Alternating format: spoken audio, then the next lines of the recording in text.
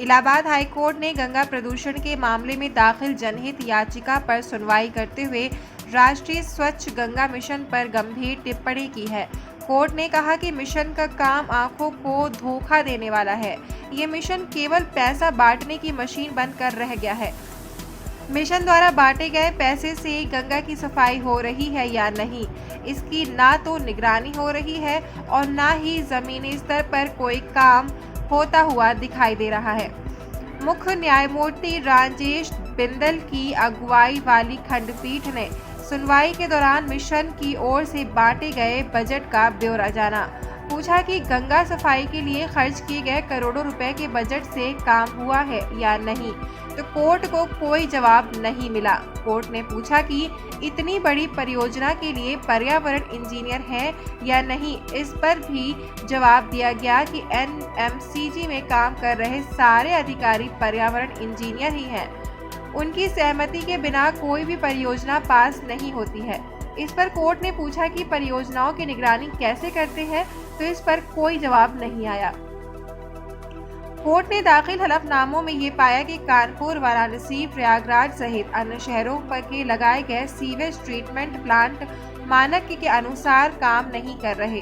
कानपुर में सारे नाले अनटैप्ड हैं, जबकि वाराणसी में 2 नाले अनटैप्ड हैं।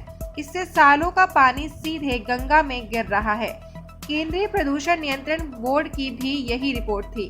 ज्यादातर सीवेज ट्रीटमेंट प्लांट काम नहीं कर रहे हैं और जो काम कर रहे हैं वो मानक के अनुसार नहीं है। कोर्ट ने पूछा कि बायो रेमेडियल विधि को अपनाने के लिए किसने कहा। बताया कि नेशनल ग्रीन ट्रिब्यूनल के निर्देश पर यह विधि प्रयोग में लाई गई।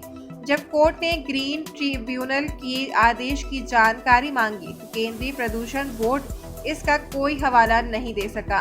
कोर्ट को प्रयागराज नगर निगम की ओर से बताया गया कि नालों की सफाई के लिए प्रतिमाह 44 लाख रुपए खर्च हो रहे हैं। इस पर कोर्ट ने हैरानी जताई। कहा कि साल भर में करोड़ों खर्च हो रहे हैं, फिर भी स्थिति वही है।